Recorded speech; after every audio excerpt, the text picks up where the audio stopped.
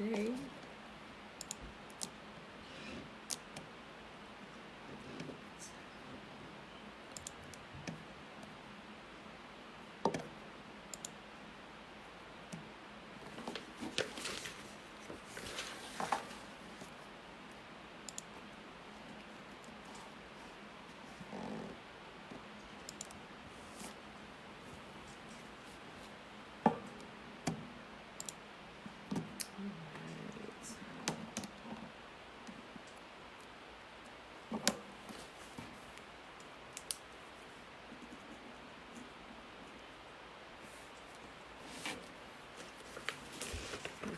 That's right, Trini. Hey.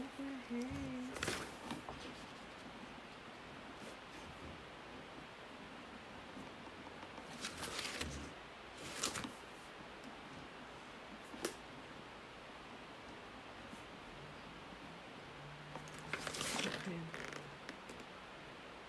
All right, beautiful people.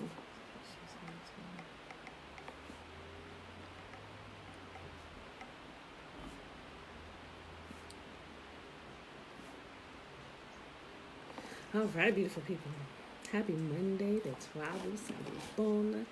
Sieme. All right, y'all. We starting the book of Numbers. I want to hurry up and get through it so we can get a good portion of the Legends of the Jews read today, so we can finish up this ceremony on what happened while they was receiving the Torah. So let's get started with Shema.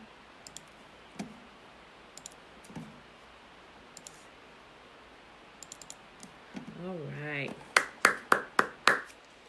Hear therefore, O Israel, and observe to do it, that it may be well with you, and that you may increase mightily, as Yahuwah, the God of our fathers, has promised us, in the land that flows with milk and honey. Hear, O Israel, Yahuwah, our God, He is one God. And you shall love Yahuwah your God with all your heart, with all your soul, and with all your might.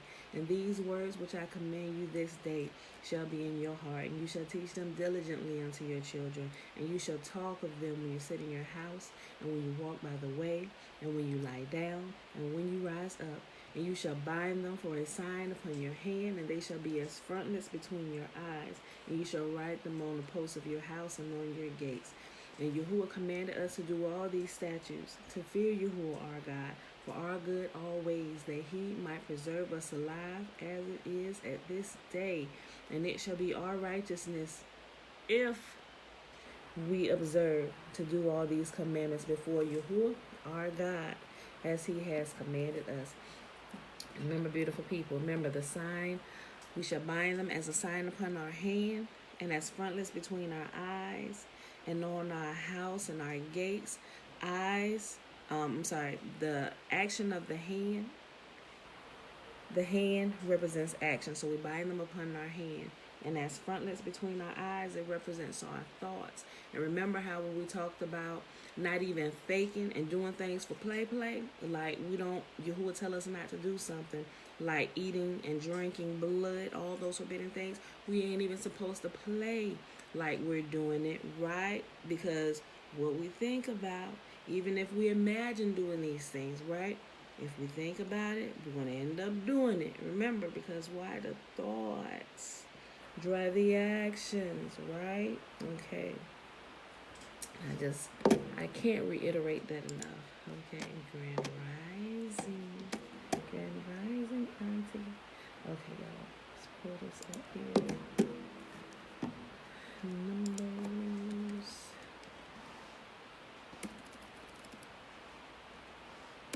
Chapter 1.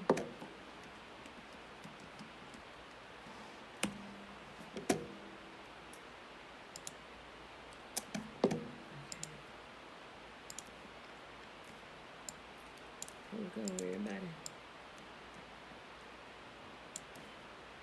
Okay, Numbers chapter 1. A year after Israel's departure from Egypt, Yahuwah spoke to Moses in the tabernacle in the wilderness of Sinai. On the first day of the second month of that year, he said, from the whole community of Israel, record the names of all the warriors by their clans and their families. List all the men 20 years old or older who are able to go to war. You and Aaron must register the troops, and you will be assisted by one family leader from each tribe. These are the tribes and the names of the leaders who will assist you. Now, y'all stay with me here. People tend to zone out when we start getting into genealogies and names and counting and stuff, but stick with me. Stick with me. Reuben, tribe of Reuben, leader Eleazar, son of Shedeur. Tribe of Simeon, Shelumiel, son of Zuri Shadden. Excuse me, because I'm screwing up some of these names. Forgive me. Okay. Tribe of Simeon, Shelumiel, son of Zurishaddai. The tribe of Judah, Nahshon, son of Abinadab. The tribe of Issachar, Nathaniel, son of Zuar. The tribe of Zebulun, Eliab, son of Helon. The tribe of Ephraim, son of Joseph, Elishama, son of Ammihud. The tribe of Manasseh, son of Joseph, Gamaliel, son of Pedazur. Tribe of Benjamin, Abidan, son of Gideoni. The tribe of Dan, Ahiezer, son of Ammishaddai. The tribe of Asher, Pagiel, son of Akran. The tribe of Gad, Elisaph, son of Duel.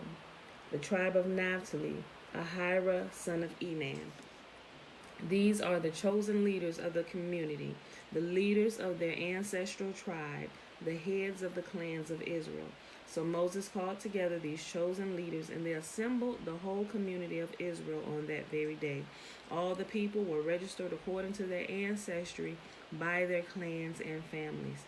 The men of Israel who were 20 years old or older were listed one by one, just as Yahuwah had commanded Moses. So Moses recorded their names in the wilderness of Sinai. This is the number of men 20 years old or older who were able to go to war, as their names were listed in the records of their clans and families.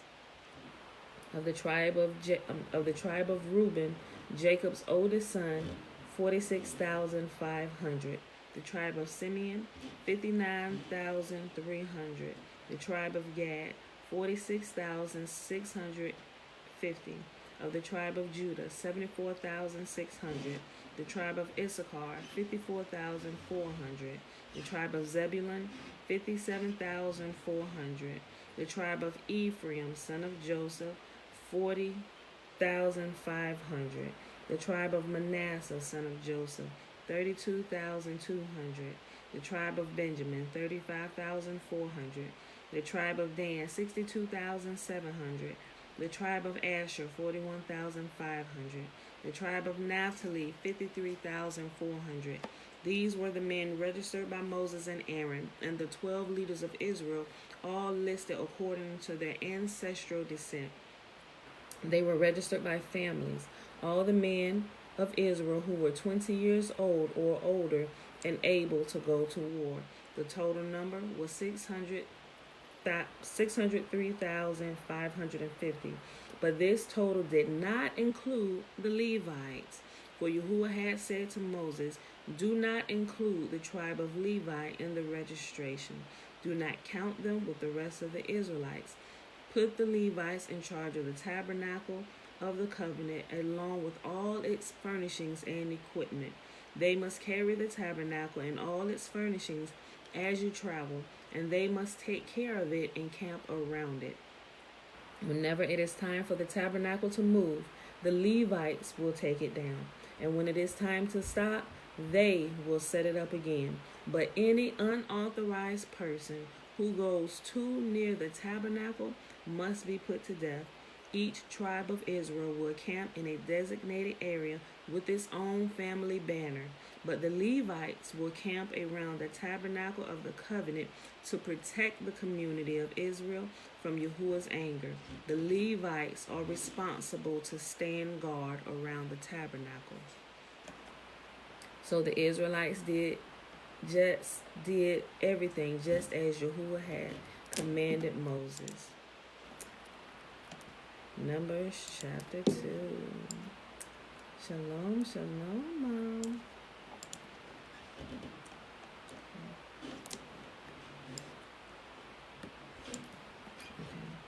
Then Yahuwah gave these instructions to Moses and Aaron.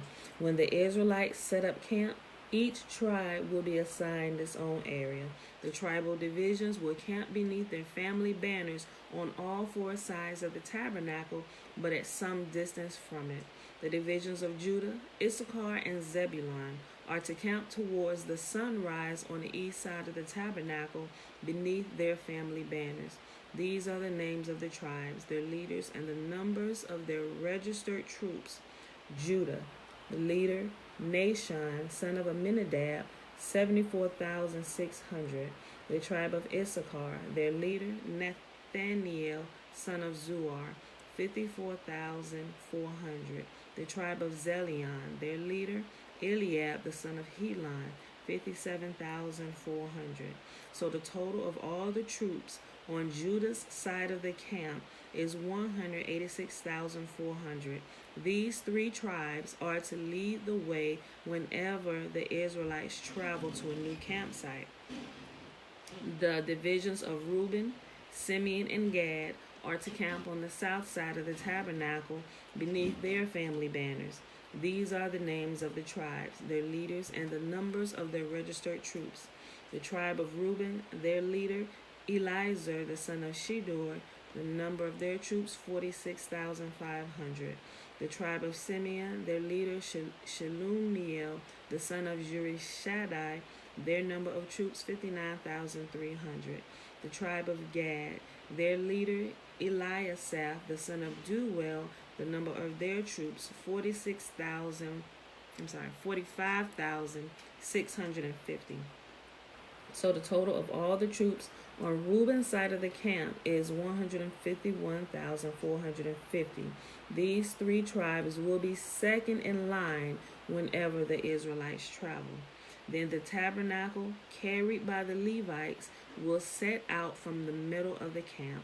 All the tribes are to travel in the same order that they camp, each in position under the appropriate family banner. The divisions of Ephraim, Manasseh, and Benjamin are to camp on the west side of the tabernacle beneath their family banners. These are the names of the tribes, their leaders, and the numbers of their registered troops. The tribe of Ephraim, their leader, Elishama, son of Ammihud, the number of their troops, 40,500. The tribe of Manasseh, their leader, Gamaliel, son of Pedhazar, the number of their troops, 32,200. The tribe of Benjamin, their leader, Abidan, the son of Gideoni, the number of their troops, 35,400. So the number of all the troops on Ephraim's side of the camp is 108,100. These three tribes will be third in the line whenever the Israelites travel. The divisions of Dan, Asher, and Naphtali are to camp on the north side of the tabernacle, beneath their family banners. These are the names of the tribes, their leaders, and the number of their registered troops. The tribe of Dan, their leader, Ahiezer, son of Ammishaddai, the number of their troops, 62,700. The tribe of Asher, Pagiel, son of Akran, the number of their troops, 41,500. The tribe of Naphtali, their leader, Ahira, the son of Enan, the number of their troops, 53,400. So the total of all the troops on Dan's side of the camp is 157,600. These three tribes will be last, marching under their banners whenever the Israelites travel. In summary, the troop of Israel, listed by their families, total 603,550. But as Yahuwah had commanded, the Levites were not included in this registration. So the people of Israel did everything as Yahuwah had commanded Moses. Each clan and family set up camp and marched under their banners exactly as Yahuwah had instructed them. So we see, Yahuwah always refers to his people as his great army, right? His host. And this is just counting all the men who were going to war. We're not counting the women and the children and those who are no longer able to serve in the active army, right? In his active defensive forces, the elderly community. It's a lot of people. Okay, last chapter for the day, in Numbers chapter 3, before we hop over to the legends of the Jews, the Levites appointed for service. This is the family line of Aaron and Moses, as it was recorded when Yahuwah spoke to Moses on Mount Sinai. The names of Aaron's sons are Nadab, the oldest, Abihu, Eleazar, and Ithamar. These sons of Aaron were anointed and ordained to minister as priests, but Nadab and Abihu died in Yahuwah's presence in the wilderness of Sinai when they burned before Yahuwah the wrong kind of fire, different than he had commanded. Since they had no sons, this left only Eleazar and Ithamar to serve as priests with their father Aaron. Then Yahuwah said to Moses, "Call forward the tribe of Levi and present them to Aaron, the priest, to serve as his assistants. They will serve Aaron and the whole community, performing their sacred duties in and around the tabernacle. They will also maintain all the furnishings of the sacred tent, serving in the tabernacle on behalf of all the Israelites.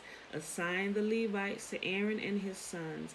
They have been given from among all the people of Israel to serve as their assistants. Appoint Aaron and his sons to carry out the duties of the priesthood, but any unauthorized person who goes too near the sanctuary must be put to death." And Yahuwah said to Moses, "Look, I have chosen the Levites from among the Israelites to serve as substitutes for all the firstborn sons of the people of Israel. The Levites belong to me, for all the firstborn males of mine. On the day I struck down all the firstborn sons of the Egyptians, I set apart for myself all the firstborn in Israel, both of people and of animals. They are mine. I am Yahuwah." How many of y'all are firstborns? You ain't really got an answer. I'm going to keep on reading. I have broken the matrix. I am counted as a firstborn. Yahuwah spoke again to Moses in the wilderness of Sinai. He said, "Record the names of the members of the tribe of Levi by their families and clans. List every male who was 1 month old or older." So Moses listed them just as Yahuwah had commanded. Levi had 3 sons whose names were Gershon, Kohath, and Merari. The clans descended from Gershon were named after 2 of his descendants, Libni and Shimei. The clans descended from Kohath were named after 4 of his descendants, Amram, Izhar, Hebron, and Uzziel. The clans descended from Merari were named after 2 of his descendants, Mali and Mushi.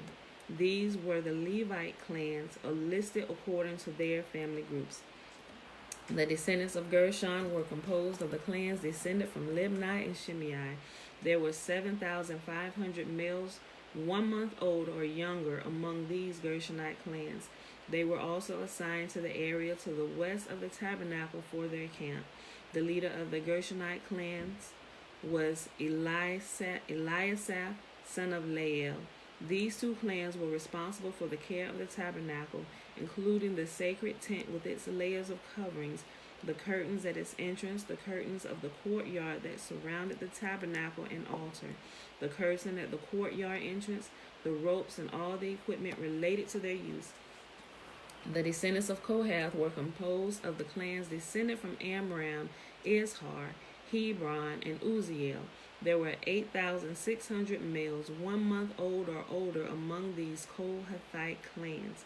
They were responsible for the care of the sanctuary, and they were assigned to the area south of the tabernacle for their camp. The leader of the Kohathite clans was Elizaphan, son of Uzziel. These 4 clans were responsible for the care of the ark, the table, the lampstand, the altars, the various articles used in the sanctuary, the inner curtain, and all the equipment related to their use.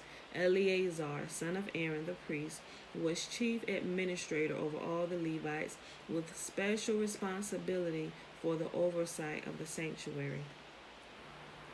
The descendants of Merari were composed of the clans descended from Mali and Mushi. There were 6,200 males 1 month old or older among these Merarite clans. They were assigned the area north of the tabernacle for their camp. The leader of the Merarite clans was Zuriel, son of Abihail. These two clans were responsible for the care of the frames supporting the tabernacle, the crossbars, the pillars, the bases, and all the equipment related to their use. They were also responsible for the posts of the courtyard and all their bases, pegs, and ropes. The area in front of the tabernacle in the east toward the sunrise was reserved for the tents of Moses and of Aaron and his sons, who had the final responsibility for the sanctuary on the behalf of all the people of Israel. Anyone other than a priest or Levite who went too near the sanctuary was to be put to death. When Moses and Aaron counted the Levite clans at Yahuwah's command, the total was 22,000 males 1 month old or older. Then Yahuwah said to Moses, "Now count all the firstborn sons in Israel who are 1 month old or older, and make a list of their names. The Levites must be reserved for me as substitutes for the firstborn sons of Israel. I am Yahuwah. And the Levites' livestock must be reserved for me as substitute for the firstborn livestock of the whole nation of Israel." So Moses counted the firstborn sons of the people, just as Yahuwah had commanded. The number of the firstborn sons who were 1 month old or older was 22,273. Then Yahuwah said to Moses, "Take the Levites as substitutes for the firstborn sons of the people, and take the livestock of the Levites as substitutes for the firstborn livestock of the people of Israel. The Levites belong to me. I am Yahuwah. There are 273 more firstborn sons of Israel than there are Levites. To redeem these extra firstborn sons, collect 5 pieces of silver for each of them, each piece weighing the same as a sanctuary shekel, which equals 20 gerahs. Give the silver to Aaron and his sons as the redemption price for the extra firstborn sons." So Moses collected the silver for redeeming the firstborn sons of Israel, who exceeded the number of Levites. He collected 1,365 pieces of silver on behalf of these firstborn sons of Israel, each piece weighing the same as the sanctuary shekel, and Moses gave the silver for the redemption to Aaron and his sons, just as Yahuwah had commanded. All right, beautiful people. It's Bible Shayla Great Rising. All right, beautiful people. All right, so let's pick up with this ceremony where we left off at yesterday. We're on page 272. If it's the smaller book, it's volume 3, and the section is entitled "The Other Commandments Revealed on Sinai." As I was listening over to this yesterday, I was thinking about how, when you look at it, how you had all the witnesses from heaven show up, even Yahuwah opened the 7 heavens and the 7 earths. Everybody was present. Current generations, past generations, and the future generations to come, right? Because we know, and apparently all of us here today, everybody here alive today, apparently we all were present as well. Because remember, when we learned about the souls and how they are created and where they are reserved, we were, I believe it was the 7th heaven where we were before Yahuwah actually assigned us parents and sent us here in this realm, right? So all of us, every single one of us, all generations that ever was and that ever will be, were present at this ceremony. Even though we have fallen asleep, the celestial light has been taken from us, and we don't quite remember, we were all present, right? And everyone got their portion of the revelation at Sinai during this time. So in your generation, the portion of what you are to do during your generation where you walk this earth, you are to fulfill that. Now, if you don't wake up during your sojourn here in the earth and fulfill your portion of this revelation that was given to us at Mount Sinai, I don't know what to tell you. I really don't. But what I do know, listen, now, when I go back through here and think about this, I think about a dream that I had not too long ago. I shared it with a couple people in my family. I was in this race, right? And you know how you're running, or say military, you know how you're you're training, you're doing PT, and you have your petty officers or your sergeants there. They're standing with their clipboard, while you're exercising, while you're preparing. They got their pen and they're marking off your time, or your coach, whatever, or your trainer, whatever. You're running this race, right? So in my dream, there was like a coach, but I knew in the dream they looked like coaches or trainers, but I knew I was aware in the dream that they were angels and they were recording, right? So I was in this race, and it was a race. It wasn't just a race I was in, but there were a lot of people in this race, right? I could see some faces. Some faces were blurry. I could definitely see a lot of my family members there, right? And I could see people I went to high school with, like all throughout my life. I could see all these people, and there was a lot of people that I didn't know, right?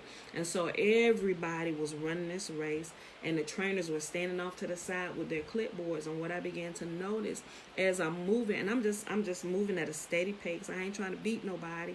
I'm just moving at the pace that I know is comfortable for me, that where I'm not going to give out. That I was aware of, right?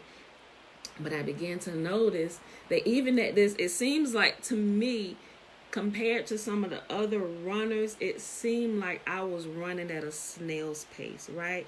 And for a moment, I'm like, oh, then I just realized I had to focus on me, because they were probably more well-trained, had more time practicing than I did. So I realized I couldn't look at them and just focus on my pace where I was good, to where I know I would make it to each stop, right? Okay, and so this particular stop that we had gotten to, this particular one, there was this safe, right? And the safe was unlocked and it was open, but inside the safe were files for everyone who was running this race, right? And as you cross, like, it wasn't a finish line, but at this stop, when you got to this stop, you got your orders from this safe. Whatever was in this file, you were able to take out, right? And so when I got here, the angel was standing there with his clipboard. He said, go ahead and get your orders. And so I said, okay, thank you. And I walked over there, and it was sitting on the ground. And I got down on my knees, and I looked. He said, I looked, and I noticed names of people that I personally knew who had not been here yet to get their orders. Like, their orders were still in this safe. And I'm like, and I looked at the angel. He said, I'll let you look. He said, but only take yours. You can look at the other ones. He said, but only take yours. I'm like, okay. So as I began to take them, like, I probably shouldn't have spent as much time there looking through the orders, but the angel said I could look, right? So I took that time to look at the orders of the people that I knew, right? And so I was pulling the files, and I was looking, and I'm like, oh my gosh. And I'm turning, looking, I'm like, where are they at? Where are they at? And I'm looking around, and I'm like, where are they at? So I closed that file, put it back, pull out the next one. I'm looking through the file, looking at the orders and stuff. I'm looking around. I'm like, where are you? Where are you at? I know I seen y'all. Where y'all? Why haven't y'all gotten here yet? And I'm thinking, that's why haven't y'all gotten here yet? And I knew how slow I was moving, right? But I made sure I never came to a stop. I just made sure I kept a pace where I could keep my breath, where I could make it to each of the stops, right? But even my snail's pace, I beat the ones that were even faster than me, right? And so I'm like, where are you? And I put it back, and the angel reiterated to me. He said, you can look, but don't take anybody's but yours. Because I had the thought, maybe I can go back and get them and tell them and maybe give them their orders. And that's when I knew, when I had that thought within me, I was thinking, I wonder if I can. I didn't even say it out my mouth. I just kind of thought it within myself. I wonder if I can go back and find them and give them their orders, right? But that's when the angel looked at me again. He said, you can look. He said, but you can only take what's yours. Only take the orders in your file. I'm like, okay. And so, I looked at a few more. and I sat there for a few minutes, and I was like on my knees. You know how you get down on your knees or whatever, like you about to pray or whatever. But anyway, that's how I was on the ground in like prayer formation, looking at the files. I had already pulled mine out, and I had it right here, but I was going through looking at everybody else's. And after I got done looking at the files, I just began to weep, because even the time that I spent there looking at the files, none of them had showed up, right? And so I was staying there, and I was like on my knees, like just weeping. I'm sorry, y'all, because I understand what this dream means, right? Sorry. Ooh, that caught me off guard. Okay. Okay, I'm gonna put myself together. Okay. So, but then I also began to notice that there were people who had come and had gotten their orders, but they were standing around the water cooler chit-chat, like leaning up against the tree and stuff, just like holding their orders in their hand, just having conversation. Like, after you grab your orders, there's another leg of the race. You got to keep going. Like, there were stops where here you got it. Okay, now you got to go do what these orders say, right? And so people I'm looking at them like, I didn't say anything, but I looked at them like, why are y'all still standing here?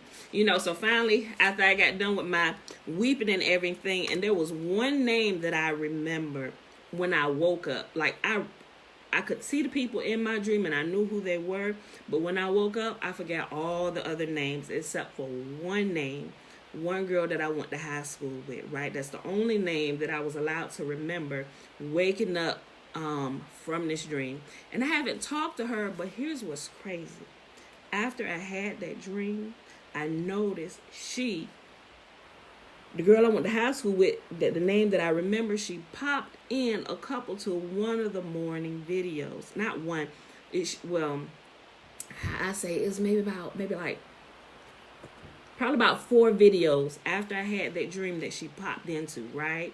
And I'm like, well, that's very, very interesting. I had this dream, and I don't talk to her. Like, we're friends on Facebook. We was friends in high school and everything, but we didn't kind of keep touch and talk like some of the other ones did, but we was friends on Facebook and like pictures or whatever, but we hadn't really talked for real.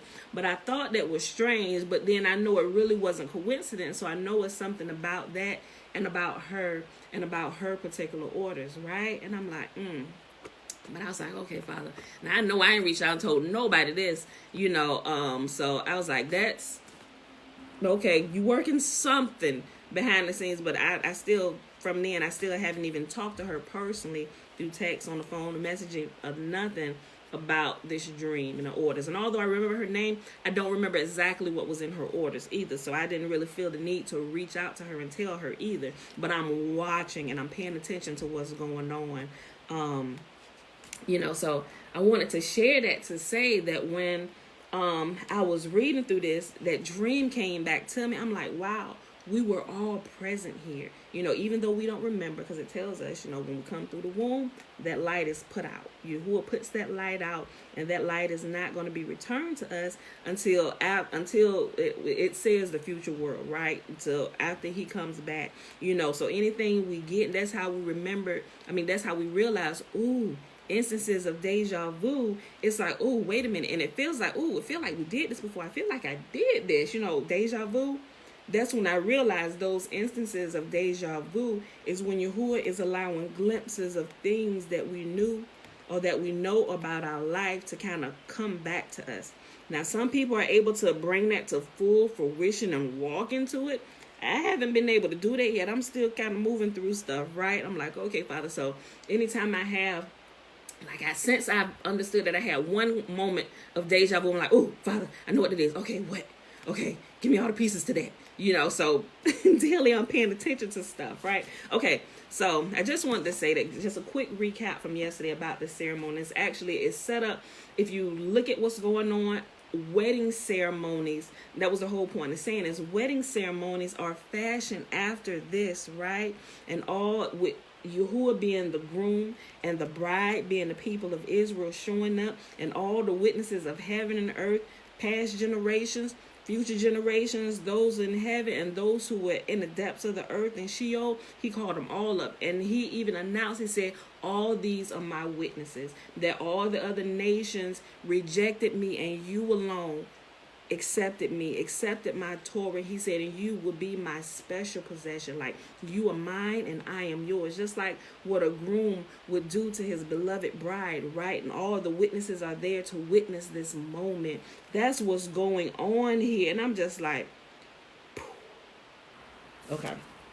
okay, long intro, but I wanted to share that as I was thinking about some of this stuff. So another thing, guys, if y'all got marching orders from the Most Holy for whatever you're supposed to be doing here while you transverse this earth, I would adjure you, please go get them orders or find out what you're supposed to be doing. Everyone has received their portion of life, or the portion of the revelation that was given there, that they are to do while they walk here on the earth. Okay, that's all I want to say. Okay.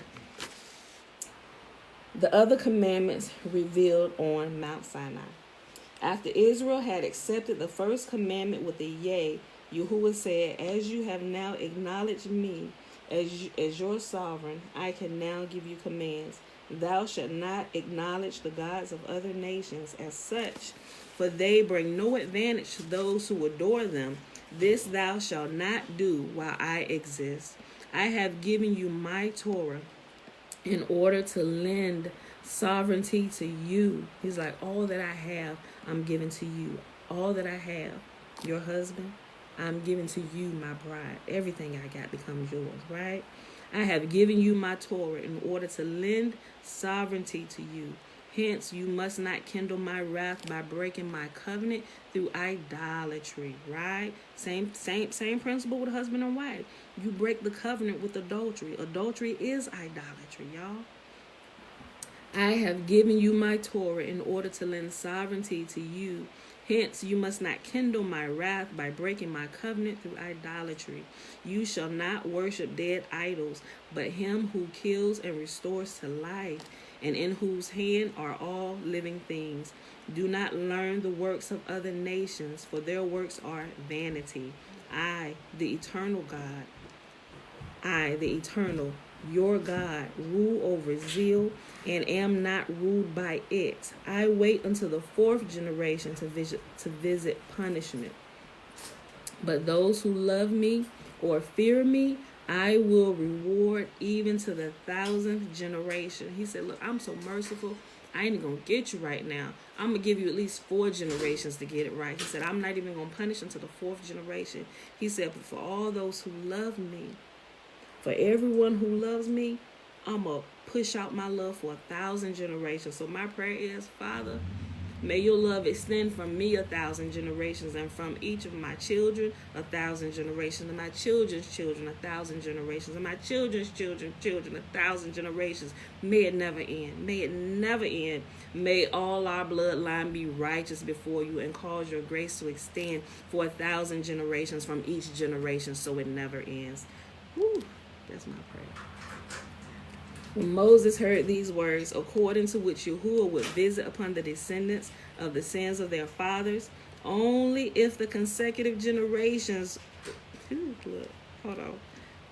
When Moses heard these words, according to which Yahuwah would visit upon the descendants the sins of their fathers, only if the consecutive generations were one after another sinful, he cast himself upon the ground and thanked Yahuwah for it. For he knew it never occurred among Israel that 3 consecutive generations were sinful. Whew.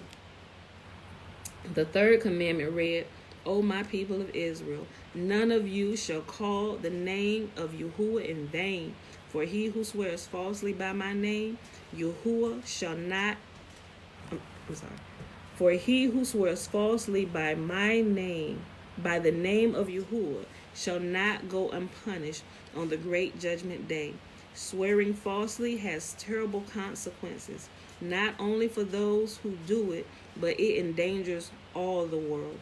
For when Yahuwah created the world, he laid over the abyss a shard on which is engraved the ineffable name, that the abyss may not burst forth and destroy the world. But as often as one swears falsely in Yahuwah's name, the letters of the ineffable name fly away, and there is nothing to restrain the abyss. And as there is nothing then to restrain the abyss, the waters burst forth from it to destroy the world. This would surely come to pass if Yahuwah did not send the angel Ya'asriel, who has charge of the 70 pencils, to engrave anew the ineffable name on the shard. Like, he never gets a break. Like, he don't leave his post. He constantly, once one letter disappear, he writing another one. Like, he's standing his post. How we know? Because we still here. The world ain't destroyed. This angel probably like, I wonder if he has got a relief to relieve him from his watch. Like, he get a lunch break, he get a 15-minute break. What? I'm like, I'm telling you, right? Who? I know, right? Who? Father, thank you for faithful watch post standards. Yeah, I know, right? Let us say it. Yahuwah said then to Israel, if you accept my Torah and observe my laws, I will give you for all eternity a thing most precious that I have in my possession. And what, replied Israel, is that precious thing that thou wilt give us if we obey thy Torah? Yahuwah, the future world. Israel, but even in this world, should we have a foretaste of that order? Yahuwah, the Sabbath will give you this foretaste. Be mindful of the Sabbath on the 7th day of creation of the world. For when the world was created, the 7th day came before Yahuwah and said to him, all that thou hast created is in couples. Why not I? Whereupon Yahuwah, the Sabbath day. The day. He said, everybody has a couple but me. That's okay. All that thou hast created is in couples. Why not I? Whereupon Yahuwah replied, the community of Israel shall be thy spouse. Oh, Father, forgive us for every day we not present at the Sabbath. Yo. All that thou hast created is in couples. Why not I? Whereupon Yahuwah replied, the community of Israel shall be thy spouse. Of this promise that Yahuwah had made to the 70th day. I'm sorry. Oh, did that say 70? Oh, that's supposed to say 7. Like, I'm telling you, there's typos here. You got to catch them. Of this promise that Yahuwah made to the 7th day, he reminded the people on Mount Sinai when he gave them the 4th commandment to keep the Sabbath holy. When the nations of the earth heard the first commandment, they said, be safe. There is no king that does not like to see himself acknowledged as sovereign, and just so Yahuwah does desire his people to pledge unto him their allegiance. At the 2nd commandment, they said, oh, wait, I went back up. Their allegiance. Okay. At the 2nd commandment, they said, no king suffers a king beside himself, nor does the God of Israel. At the 3rd commandment, they said, is there a king that would like to have people swear false oaths by his name? At the 4th commandment, they said, no king dislikes to see his birthday celebrated. But when the people heard the 5th commandment, honor thy father and thy mother, they said, according to our laws, if a man enrolls himself as a servant of the king, he thereby disowns his parents. Yahuwah, however, makes it a duty to honor father and mother. Truly, for this honor is due him. It was with these words that the 5th commandment was emphasized. Honor thy parents to whom thou owest existence, as thou honorest me. Honor the body that bore thee, and the breast that gave thee suck. Maintain thy parents, for thy parents took part in thy creation. For man owes his existence to Yahuwah, his father, and to his mother, in that he receives from each of his parents 5 of the parts of his body, and 10 from Yahuwah. Ooh, listen to this. I think we read this before too. It's in the front, y'all. I think when we was reading about Adam. I think so. Okay, let me read this again. I'm going to read this sentence. Let me just go back up. Pay attention, y'all. It was with these words that the fifth commandment was emphasized. Honor thy parents to whom thou owest whom thou owest existence as thou honorest me. Honor the body that bore thee and the breast that gave thee suck. Maintain thy parents, for thy parents took part in thy creation. For man owes his existence to Yahuwah, to his father and to his mother, and that he receives from each of his parents 5 parts of his body and 10 from Yahuwah. The bones, the veins, the nails, the brain, and the white of the eye come from the father. The mother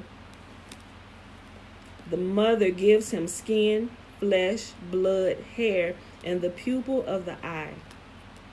Yahuwah gives him the following: breath, soul, light of countenance, sight, hearing, speech, touch, sense, insight, and understanding. When a human being dishonors his parents, Yahuwah says, I consider it as if I had dwelled among men and they had honored me. But if people do not honor their parents, Yahuwah says, it is good that I do not dwell among men, or they would have treated me superciliously too.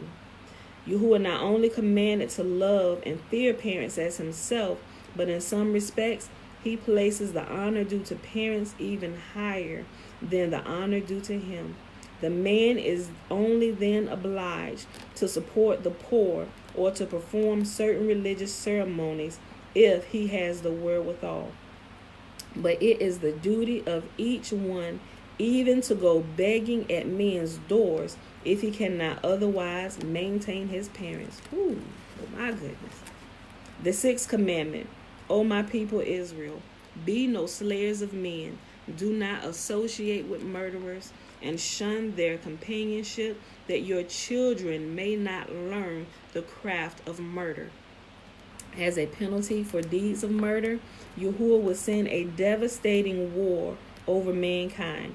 These are 2 divisions in Sheol, an inner and an outer, and the latter are all those who were slain before their time. There they stay until the course of time predestined them is run, and every time a murder has been committed, Yahuwah says, who has slain this person and has forced me to keep him in outer Sheol, so that I must appear unmerciful to have removed him from the earth before his time. On the judgment day, the slain will appear before Yahuwah and will implore him, O Lord of the world, thou hast formed me, thou hast developed me, thou hast been gracious unto me while I was in the womb, so that I left it unharmed. Thou in thy great mercy hast provided for me, O Lord of all the worlds. Grant me satisfaction from this villain that knew no pity for me. Then Yahuwah's wrath will be kindled against the murderer. Into Gehenna will he throw him and damn him for all eternity, while the slain will see the satisfaction given him and be glad. The 7th commandment says, O my people Israel, be not adulterers, nor the accomplices or companions of adulterers, that your children after you may not be adulterers. Commit no unchaste deeds with your hands, feet, eyes, or ears, for as a punishment thereof the plague will come over the world. Now, don't you know that to be the truth, right? This world is driven by sexual depravity in every way, with their hands, their feet, their eyes, their ears, everything. This is the 8th commandment. Be not thief, nor the accomplice or companion of thieves, that your children may not become thieves. As a penalty for robbery and theft, famine will come upon the world. Yahuwah may forgive idolatry, but never theft, and he is always ready to listen to the complaints against forgers and robbers. Yes, he is. And also for people, remember we talked about this? Even employers, right? Yahuwah said, you better be sure you pay your people on time. He said, because if they come crying out to me, I'm going to listen to them and I'm coming right after you. Why? Because you would be considered a robber and a thief. You are not to withhold wages rightfully due to people who work for you, right? As a penalty for robbery and theft, famine will come upon the world. Yahuwah may forgive idolatry, but never theft, and he is always ready to listen to complaints against forgers and robbers. The 9th commandment reads, O my people of Israel, bear not false witness against your companions. For punishment for this, clouds will scatter, so that there may be no rain, and famine will ensue owing to drought. Yahuwah is particularly severe with a false witness because falsehood is the one quality that Yahuwah did not create, but is something that men themselves produce. The content of the 10th commandment is, O my people Israel, covet not the possessions of your neighbor, for owing to this sin will the government take their possessions from the people, so that even the wealthiest will become poor and will have to go into exile. The 10th commandment is directed against a sin that sometimes leads to trespassing all of the 10 commandments. If a man covets his neighbor's wife and commits adultery, he neglects the first commandment. I am the eternal, thy God. For he commits his crime in the dark and think that no one sees him, not even Yahuwah, whose eyes flow over all the world and see good as well as evil. He oversteps the 2nd commandment. Thou shalt not have strange gods besides me. I am a jealous God, who is wroth against faithlessness, whether toward me or toward men. He breaks the 3rd commandment. And listen, all from breaking his 10th commandment causes you to break all the rest of them. And he going. Let me stop right there. I'm gonna just start it over, just in case you weren't paying attention to the first few sentences. Let's go back up. The 10th commandment, right? Listen, y'all know what the 10th commandment. If you don't know what it is, look it up, right? My kids can rattle it off like that. The content of the 10th commandment is, O my people Israel, covet not the possessions of your neighbors, for owing to this sin will the government take their possessions from the people, so that even the wealthiest will become poor and will have to go into exile.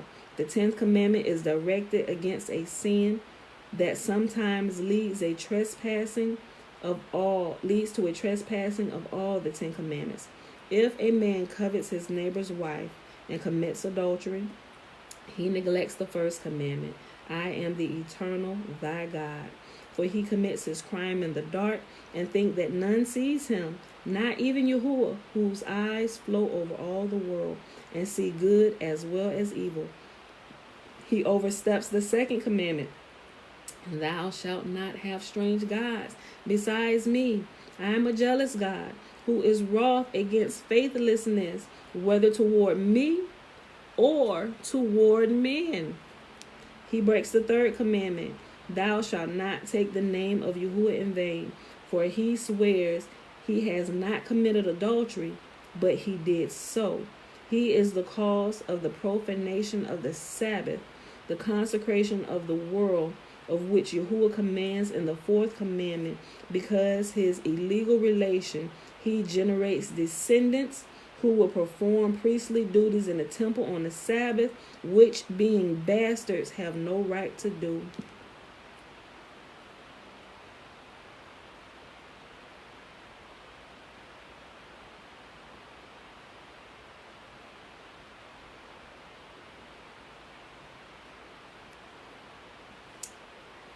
The 5th commandment, I just thought that needed a moment of silence. The 5th commandment will be broken by the children of the adulterer, who will honor as a father a strange man and will not even know their true father. He breaks the 6th commandment. Thou shalt not kill. If he is surprised by the rightful husband, for every time a man goes to a strange woman, he does so with the consciousness that this may lead to his death or the death of his neighbor. The trespassing of the 7th commandment, thou shalt not commit adultery, is a direct outcome of a forbidden coveting. The 8th commandment, thou shalt not steal, is broken by the adulterer, for he steals another man's fountain of happiness. The ninth commandment, thou shalt not bear false witness, is broken by the adulterous woman who pretends that the fruit of her criminal relations is the child of her husband. Oh, how often have we seen this?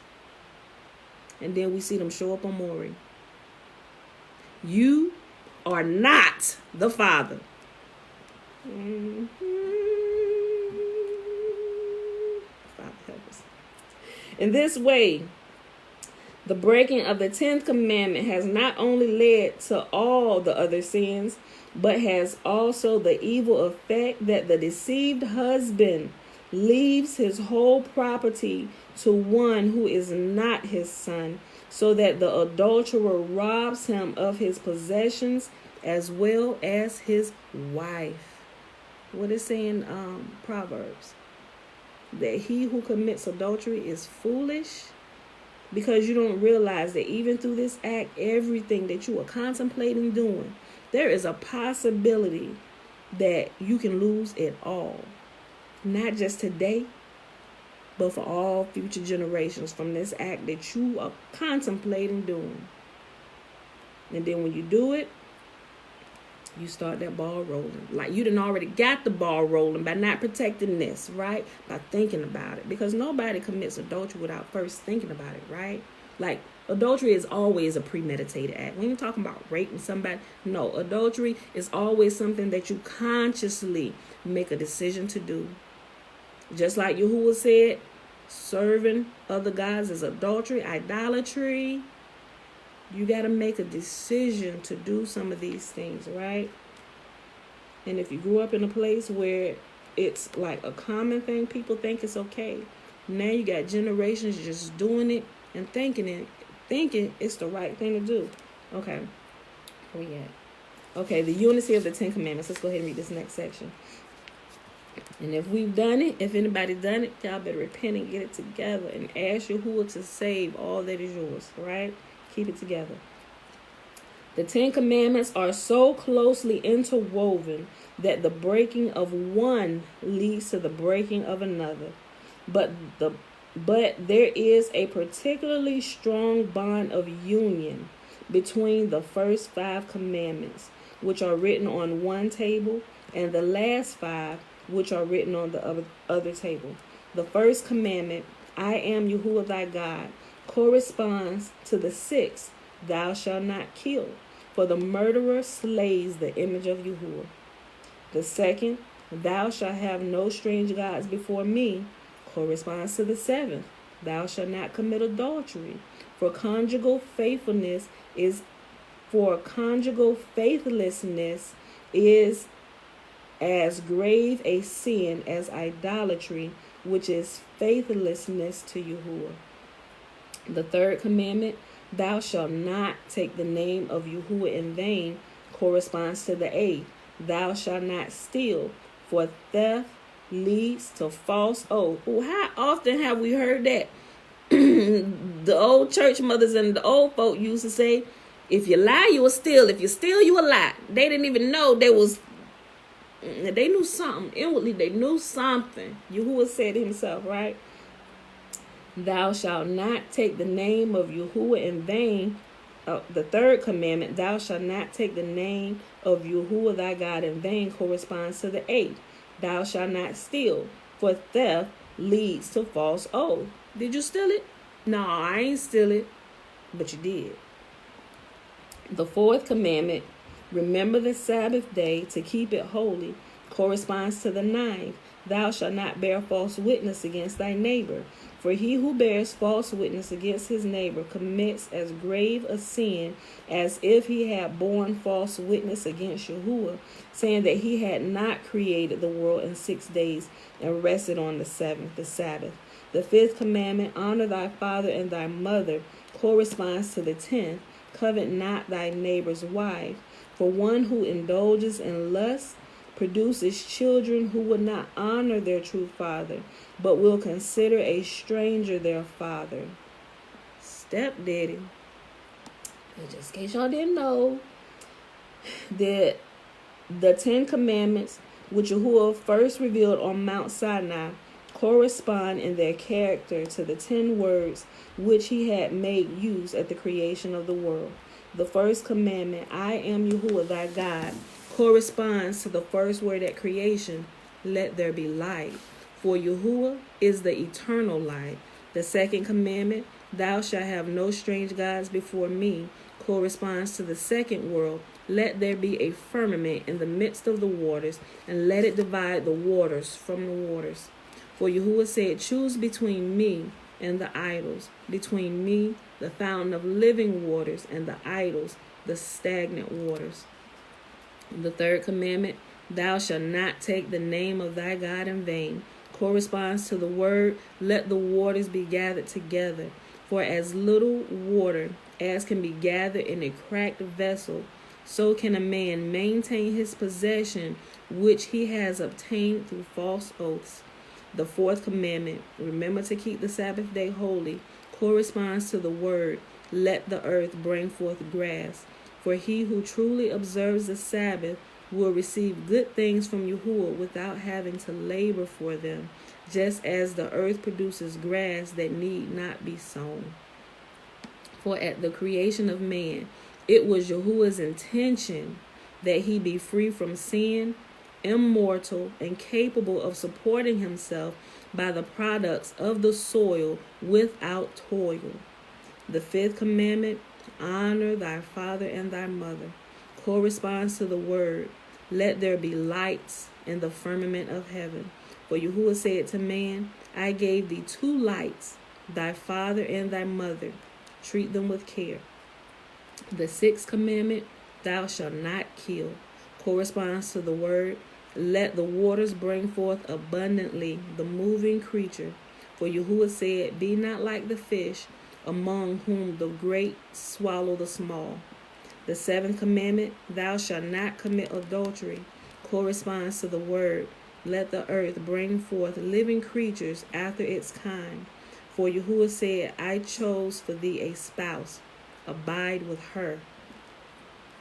The eighth commandment, thou shalt not steal, corresponds to the word, behold, I have given you every herb-bearing seed, for none, said Yahuwah, should touch his neighbor's goods, but only that which grows free as the grass, which is the common property of all.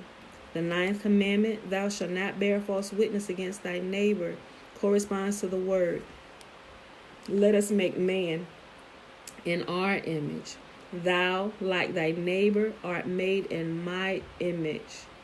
Hence, bear not false witness against thy neighbor. The 10th commandment, thou shalt not covet the wife of thy neighbor, corresponds to the 10th word of creation, it is not good for man to be alone. For Yahuwah said, I created thee a spouse, and let not one among ye covet his neighbor's wife. Okay, y'all. We're gonna pause here for today, because now it's gonna go into what happens after they receive the 10 commandments. So I think this is a good spot to stop today. But if you don't want to stop and you got the book, go ahead and keep reading, y'all. So I hope y'all enjoyed the reading today. That was the Legends of the Jews. And we started here on page 272, and we ended on 275, and we read Numbers 1, 2, and 3. It is February the 1st. Did I give y'all the date? I don't remember saying this. I don't remember saying this at the beginning. I'm so sorry, y'all. It is February the 1st, 2021, day 66 of year 3 of reading through the books of the law and the prophets, and of the 3-year consecutive day count, day 735. And I could have said, I just don't remember saying it. But I just don't remember saying it, because I would have said we're the new month, but I didn't. I don't remember. Maybe I did. I don't know. I gotta go back and watch it. But that's neither here nor there. But anyway, let's do the blessing, y'all. Because I know I have started talking about something. Then I got the roll. But I don't know. Maybe I did. I don't know. Hold on. Pull up the blessing here. Okay, pull up the blessing. I'm going to go back and double check for questions, y'all. Okay, remember the blessing is found in Numbers chapter 6, verses 22 through 27. Remember the first 21 verses of Numbers chapter 6 is the Nazirite vow. And Yahuwah says a man or a woman can take a Nazirite vow, right? Take the Nazirite vow. And Yahuwah spake unto Moses, saying, Speak unto Aaron and unto his sons, saying, On this wise ye shall bless the children of Israel, saying unto them, May Yahuwah bless us and keep us. May Yahuwah make his face to shine upon us and be gracious unto us. May Yahuwah lift up his countenance upon us and give us his peace. And they shall put my name upon the children of Israel, and I will bless them. And we're actually going to read this twice tomorrow, because this chapter, Numbers chapter 6, is a part of the reading tomorrow as we read 4, 5, and 6. All right, y'all. So, hey, double blessing works for me, right? Okay. Shalom, shalom. All right, y'all. No questions. I'll just double check, and I always check at the end. Just make sure I didn't miss anybody's comment or question. Maybe they was asking something about the reading. But anyway, we done for today, y'all. I ain't gonna hold y'all up. It's Monday. Gotta get to work. All right. Love y'all, and I see y'all bright and early in the morning. 7:15 a.m. Eastern Standard Time. Remember, through the week, it's 7:15, and on the weekend, Saturday and Sunday, we'll do 7:30 a.m. Eastern Standard Time. All right, y'all. I see y'all in the morning.